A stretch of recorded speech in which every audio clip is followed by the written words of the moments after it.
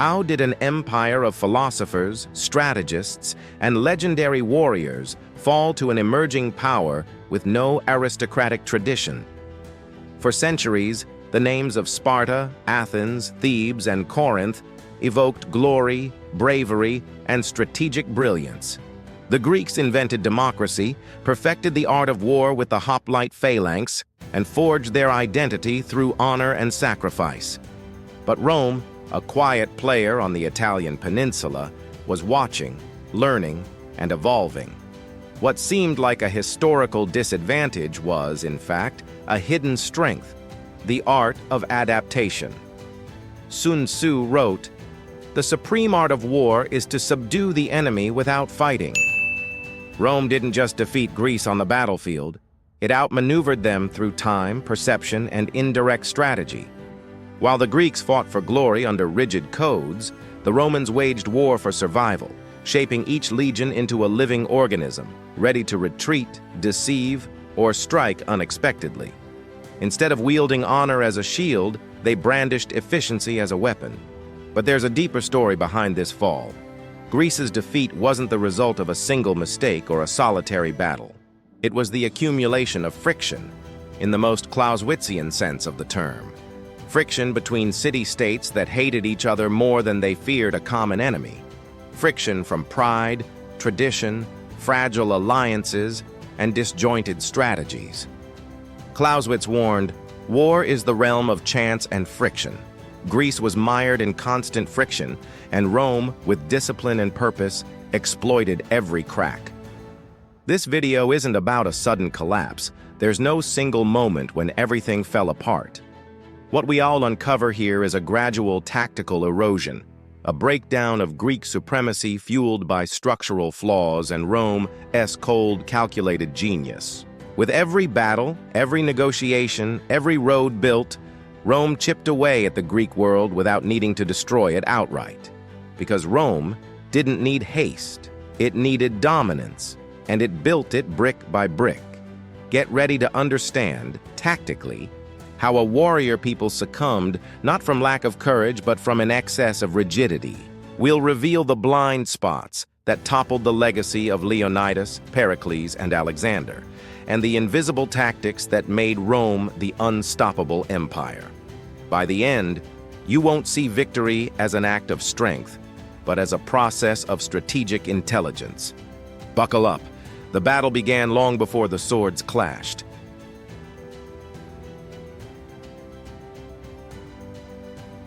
The military landscape of classical Greece was awe-inspiring in its feats, but shaky at its core. No empire was built there, only proud city-states, often allies of convenience and almost always rivals by nature. Athens, Sparta, Thebes, and Corinth shared a language and gods, but lacked unified command, doctrine, or long-term strategic vision. This structural fragmentation was, from the start, an invisible crack in the marble of Greek hegemony. Each city-state defended its honor as an end in itself, not as part of a shared goal. War wasn't seen as a means of collective survival, but as an assertion of local identity. In that gap between pride and action, Rome began to work quietly. Roman diplomacy saw what the Greeks refused to admit. Their division wasn't just political. It was a strategic vulnerability ripe for exploitation. Rome approached Greek cities with offers of agreements, protection, trade deals, and promises of autonomy. Each Roman alliance with a Greek city was, in practice, a wedge driven into the heart of the Hellenic world. Athens looked down on Sparta. Sparta returned the favor with suspicion. Both ignored the rising power that didn't seek immediate glory, but patient tactical insertion. The lack of a unified military doctrine among the Greeks prevented coordinated responses. When Rome advanced by sea or land, it didn't face a solid wall of resistance but scattered, local reactions driven by individual interests. While Sparta prepared for a classic land offensive, Athens banked on naval superiority.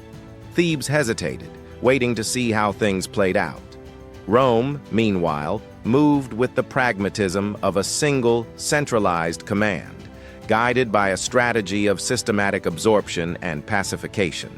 Unlike Greece, where power rested on the prestige of its cities and the autonomy of its generals, Rome built a functional chain of command. There was no room for rivalries among its legions. Orders flowed from the Senate to the battlefield with clarity and purpose. For every Greek hesitation, Rome responded with tactical consistency. This fragmentation wasn't just political, it was logistical, doctrinal, and even cultural. Greek cities disagreed on weapons, army organization, and which fighting style was most honorable. The phalanx was revered as a symbol of unity, but in practice, each city tweaked it to suit its preferences. Rome, by contrast, forged its doctrine with brutal discipline.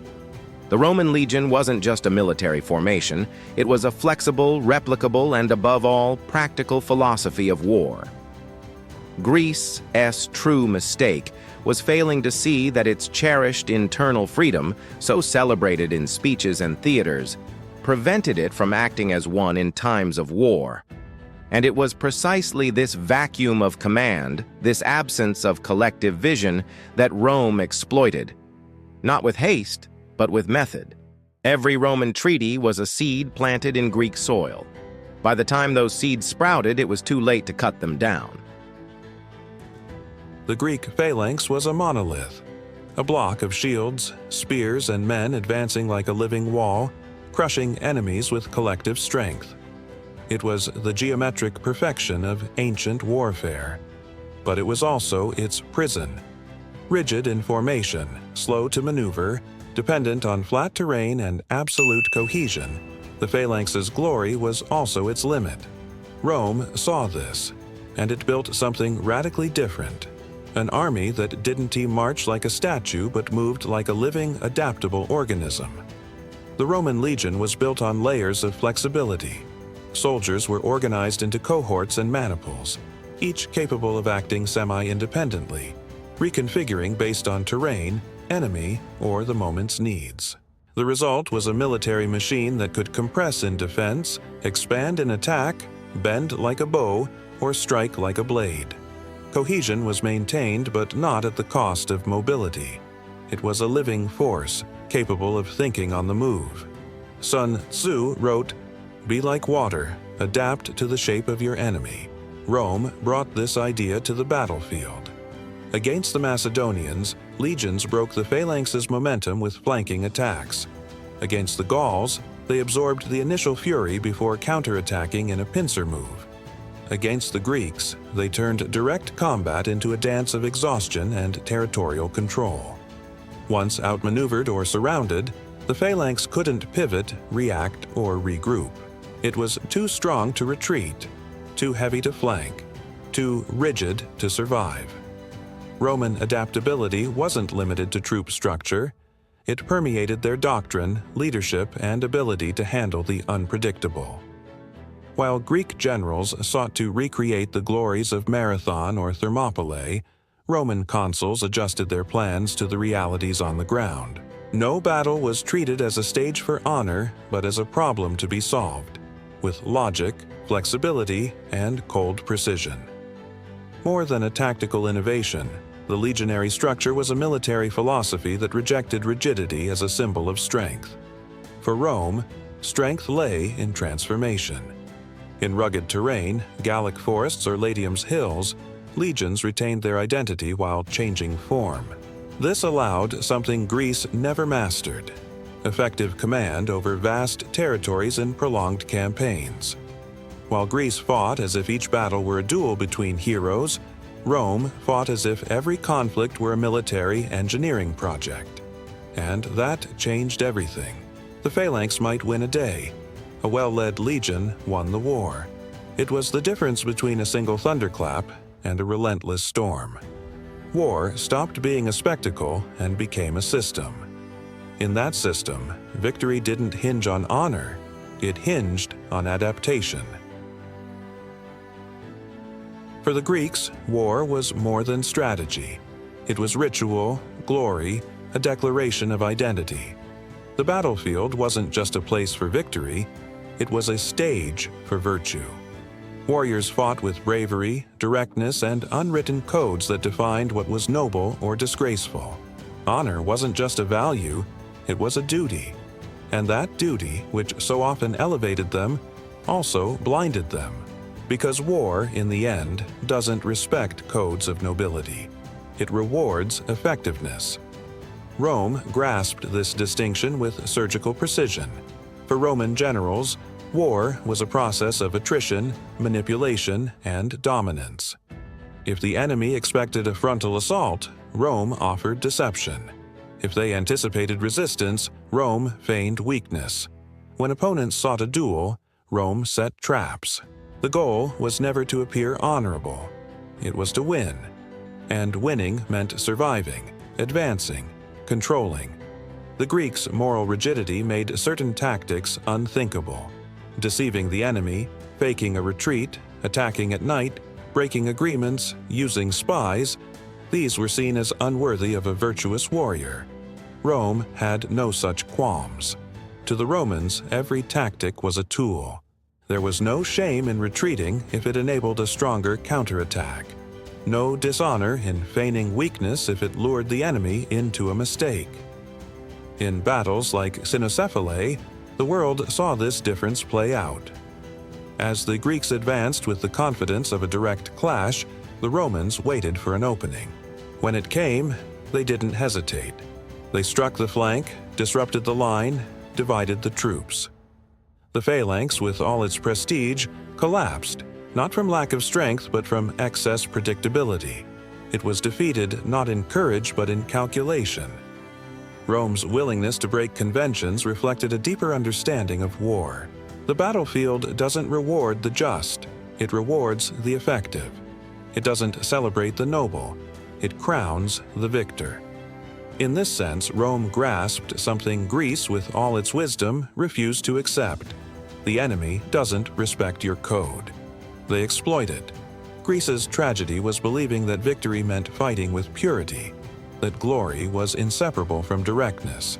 Rome, more pragmatic, saw glory as a result, not a prerequisite. A legion's honor lay in the victory that preserved the republic, not in gestures that pleased tradition. And so, on the battlefield, Rome broke the rules, not out of malice, but out of vision. Because they knew that in real war, what seems dishonorable is often what saves the nation. An army isn't sustained by the courage of its soldiers or the brilliance of its commanders alone. It's sustained by its rear guard, the steady flow of supplies, weapons, reinforcements, and information. It's the well-planned road, the stocked depot, the perfectly timed schedule. In ancient warfare, chroniclers often overlooked this, but strategists never did. Rome elevated logistics to a silent weapon. And it was through logistics that they won battles without always needing to fight. Clausewitz said, "War is simple, but difficult to execute. Difficult because it demands continuity. Every advance must be backed by a solid foundation of resources." This is where Greece faltered. Focused on displays of immediate strength, Greek city-states rarely integrated their efforts into lasting logistical chains. Each expedition was almost autonomous, each campaign sustained by heroic improvisation. Rome, by contrast, planned like engineers. Their wars were built before the first sword was drawn. Roman road construction wasn't just an engineering feat, it was a strategic tool. These roads carried troops on forced marches, supply wagons in organized convoys, and messages between distant commanders. Every centurion knew that, even if isolated, they weren't abandoned. The state ensured their support. Roman cohesion came not just from legionary discipline, but from the reliability of the machine behind them. While Greek troops faced long treks over rough terrain, relying on local farms or plunder, Roman legions operated with predictability. Standardized camps, supply points, mobile reserves. The battlefield was just the endpoint of an operation that began far earlier in maps, plans, and logistical decisions. Victory was cultivated, not improvised. Greece's failure wasn't just technical, it was doctrinal. Few Greek leaders saw logistics as a weapon. It was viewed as support, not a driver of dominance. So, when conflicts dragged on, when lines stretched thin, the Greeks fragmented, hesitated, retreated. Rome, meanwhile, advanced like a steady column. Even in distant campaigns, like in Gaul or the Punic Wars, Rome kept its grip firm because it understood that controlling terrain meant controlling supply lines. Rome's logistical superiority shaped not just their victories, but their reputation. An army that never runs dry, never stops, never yields. That army inspires respect before the fight begins. At this level, war becomes a clash not just of weapons but of systems. And Rome's system, linking Senate, roads, camps, and legions, wasn't just functional. It was unbeatable, because where the Greeks saw glory in immediate effort, Rome saw power in silent sustainability. And that sustainability decided who stood tall in the end. War doesn't start with the clash of weapons. It starts with the battle for perception. Before the first shield is raised, fear, expectation, and judgment are already in play. Rome, more than any other ancient power, understood that winning is also about convincing. An army doesn't dominate just by what it does, but by what it represents. Rome's methodical, constant presence shaped the minds of allies and paralyzed enemies. Their victory began before the march. When Rome occupied territories, it didn't just control roads and walls, it imposed order. A visible order in the disciplined columns of legionaries, the structured camps, the punctual sentries. It was a force that radiated regularity, predictability, authority. This kind of dominance didn't brutalize at first, it persuaded. It created routine where there was chaos, stability where there was uncertainty, and that fostered a different kind of obedience, one born of acceptance, not just fear. But fear was part of the equation, and it was calculated. The Roman legion wasn't just respected, it was feared. Not for savagery, but for the certainty that when it struck, it destroyed. Rome's reputation, built through successive campaigns, projected inevitability. Enemies didn't just face soldiers, they faced a concept. Resisting Rome was like resisting the course of history itself. A war against Rome felt like a war against fate. Sun Tzu warned, "Intimidate before you attack. The enemy is already defeated."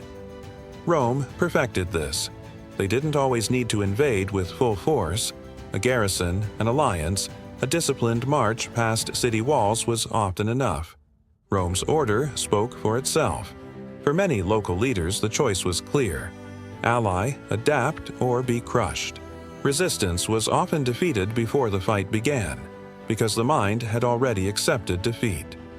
This psychological impact was even more potent against Greece's fragmentation. City-states accustomed to autonomy wavered between pride and pragmatism when faced with Rome's presence. Pride urged resistance, but pragmatism, fueled by fear and the perception of Roman efficiency, often won out. With each concession, Rome expanded not just in territory but in influence, myth, and authority. Rome's presence was a strategy in itself. It didn't always require constant violence, just persistence. Repetition, discipline, and predictability created an atmosphere of silent domination. Once established, it was hard to reverse, because it wasn't just about occupying land, it was about occupying minds. And in that invisible realm, Rome was unmatched. The Greeks, so proud of their reason, were outmaneuvered by an empire that wielded fear as a tool of governance. On the battlefield, intelligence isn't just about maneuvers, it's about strategic humility. Observing, absorbing, and adapting aren't signs of weakness, but hallmarks of supremacy. Unlike most conquering civilizations, Rome didn't destroy what worked. It incorporated it.